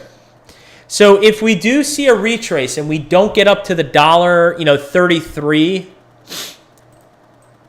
to $1.70 right away, if we do have a pullback, we could come anyone here. We could double bottom in this area here around 62, 63 cents, or we could touch the top of this area around 70 cents. Either scenario is bullish, a double bottom or a higher low, okay? Price action, let me be clear about this. Price action, let me go up to a higher time frame here. Go back to the 3-day. Let's delete this. You know, if price action did something like this, that's still bullish. I mean, you have a low, a higher low, and a higher low, higher high, higher high, higher high. Now, the other thing we could do, okay, is we could just continue churning higher and maybe hit one of these first resistance points and then start to come down. But again, for me, a key area right now is around 70 cents. Now, if this thing stays hyper mega bullish and we don't see a pullback that far, there is another area if you want to be more aggressive right around,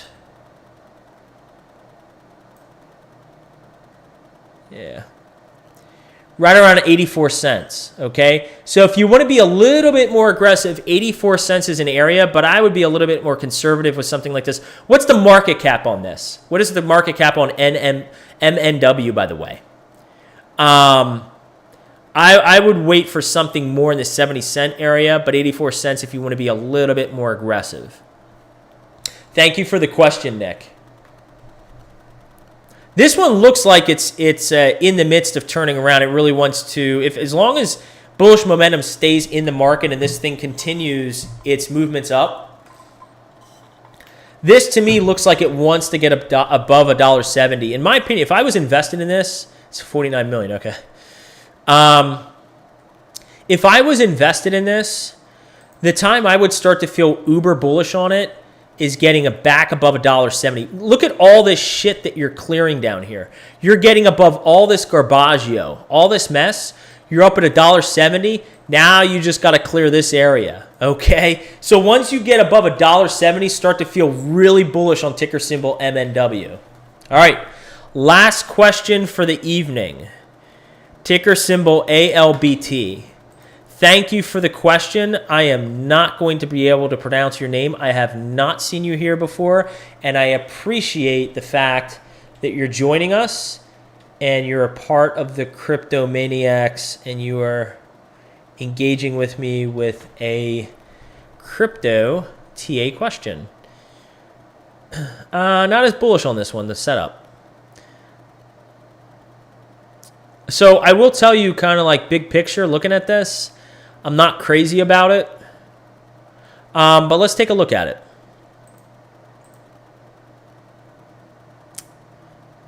So if I was first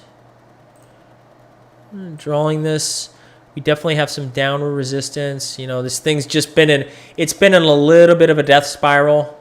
A little bit of a death spiral. Now, what I like to see is things seem to be evening out, you know. Similar to Casper before it made its big run.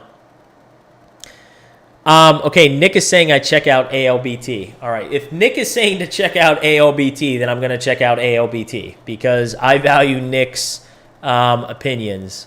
I haven't seen Nick give an opinion on anything that hasn't worked out well. So I'm going to keep that in mind. In fact, Jesus Christ. Sorry. Reef, you know, I've been, maybe this is very timely. I actually want to take a quick look at this. Reef is something I've been tweeting about a lot. And I've scaled in a significant amount in the 5-cent range, and this thing is up, wow. I'm up like 50% on this thing. I got to check that. Shit's up 16%. Anyway, let's add some tokens here that I need to look into.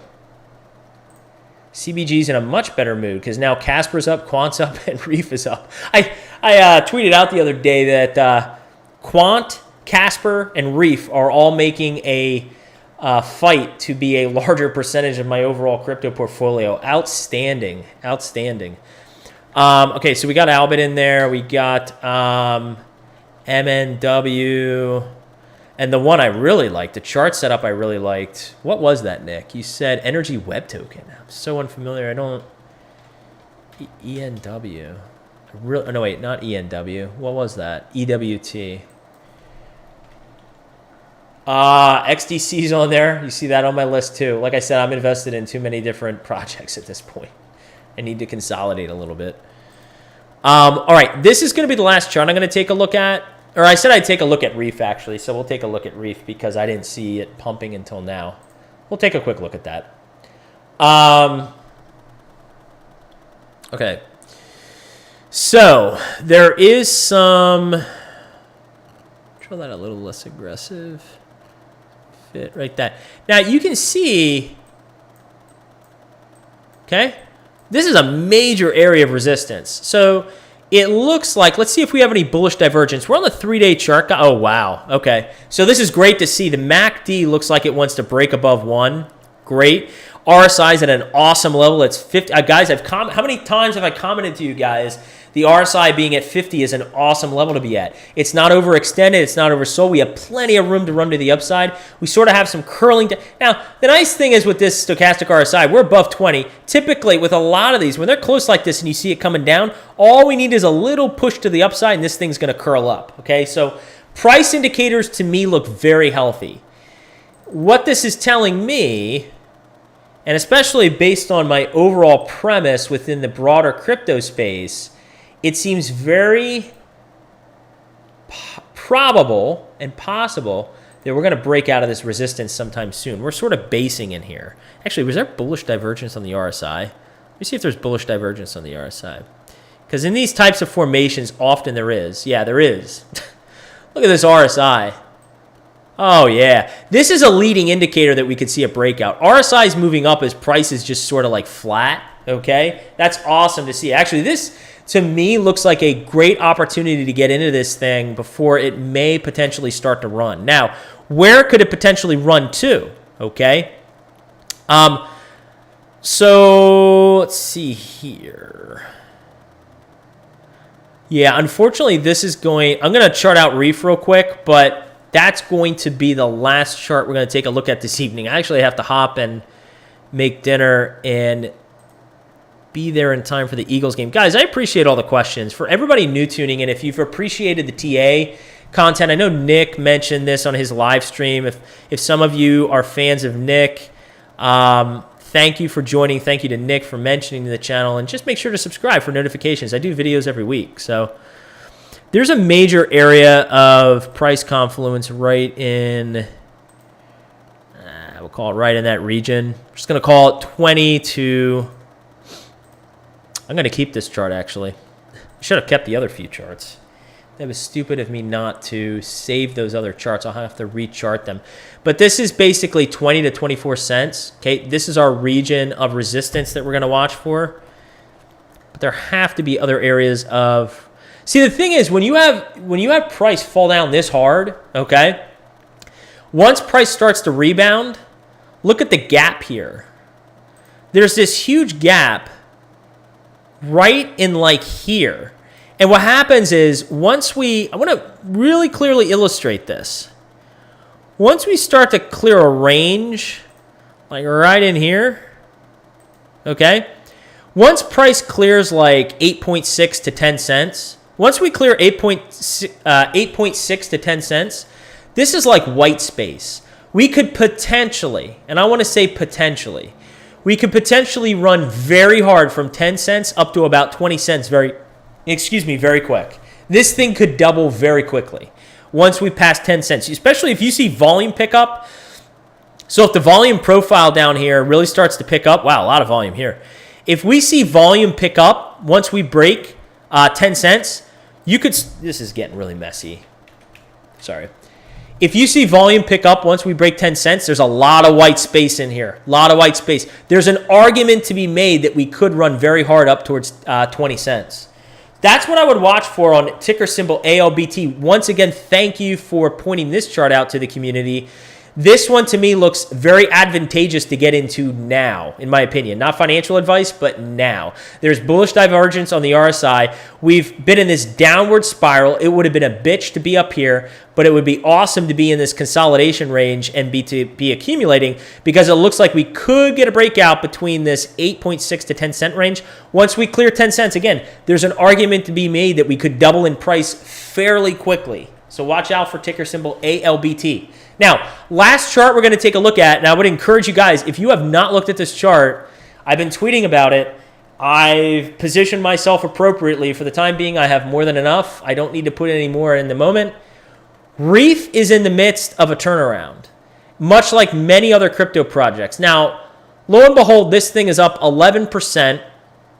I was going to cover this chart today and then decided not to because I've spoken to it so much and it hasn't had it wasn't having as large a movement as Quant and Casper this past week. But as you can see here, essentially what I'm pointing out on a larger time frame, let's get off the price indicators, although they're very bullish as well. We were essentially in a downward, you're welcome. You're welcome. I'm always glad to chart things out for you guys. I love helping you guys out. As you can see, we were in this downward channel, and then we broke below. That's what's denoted by the red arrow here. Now, since what's good to see is we've re-entered the downward channel. The next thing is to break out of the downward channel and begin to break up, as the green arrow suggests. But major areas, if you go down to a smaller time frame here, let's actually go down to a 12-hour, okay? Not a lot of price data here. If you go down, look at what's happening here. Let's not, look, sometimes technical analysis is not more complicated than it needs to be, okay? If you have basic kindergarten skills, you can see what's going on. What is happening here? We're creating stair steps, right? We're just creating stair steps up. It's like Super Mario. Do I have my fun buttons here? No, I don't have them ready. I'm not gonna do that shit right now. We're creating stair steps up. But basically what I'm saying here is that there's major price confluence, okay? Major price confluence between 6.8 and 0.00, we're just going to say 0.0068 and 0.0087, okay? Major price confluence in here, okay? Much like Casper and Quant, Okay. What I want you to look at is the market capitalization rank for Reef, okay, in the past couple months. We've jumped from, it was below 300. I don't know if it was at 320 or 330. We're all the way up beyond at 160 at this point. We were at 160, but with this move, I'm sure we've jumped up into the 150s, okay? This thing is climbing fast, and I fully anticipate it to be well within the top 100 within the coming months, okay? But what we want to watch for, again, it's not about going parabolic. It's about clearing this area here. And once we clear the 0.87, now we're heading up to this psychological penny, right? 1.2 to 1.3 cents. Now, if we zoom out, once we clear 1.3 cents, now we're talking about price levels, okay? Once we clear 1.3 cents, once we clear 1.3 cents, which is down here, sorry. Once we clear 1.3 cents, we're talking about another blue sky potential breakout all the way up to 2.8 cents. Okay, that's more than a 2x. Again, we still have a ways to go. But you can see this thing as a sort of a rounding bottom, and it's been shooting up. Once we clear this area, a potential blue sky breakout in this area to go from about 1.2, 1.3 cents all the way up to 2.9 cents. Okay, keep an eye on Reef. Okay, it's up 14%. Quant, Casper, and Reef. Those are the three positions that I currently hold this past week or so that have been extremely strong performers. So I would keep an eye on all three of those guys. All right. So that's all I had for the live stream this evening. Thank you for everyone tuning in. Wow, we've been at it for a while now. Nearly can't believe I've been on that long. So near 2 hours. So thank you for everyone tuning in. If you appreciate the content, you can follow me on YouTube. You can follow me on Twitter. You can follow me on Instagram, all at Crypto Bull God. Subscribe for notifications. I'll be putting out at least 2 videos. Going to try to go up to 4 videos a week. So stay engaged. Drop me some comments. I appreciate the engagement. Until next time, as I always say, spread awareness and carry the education forward, all right? Everybody enjoy your day and watch the Eagles demolish the Cowboys. Cheers, everybody.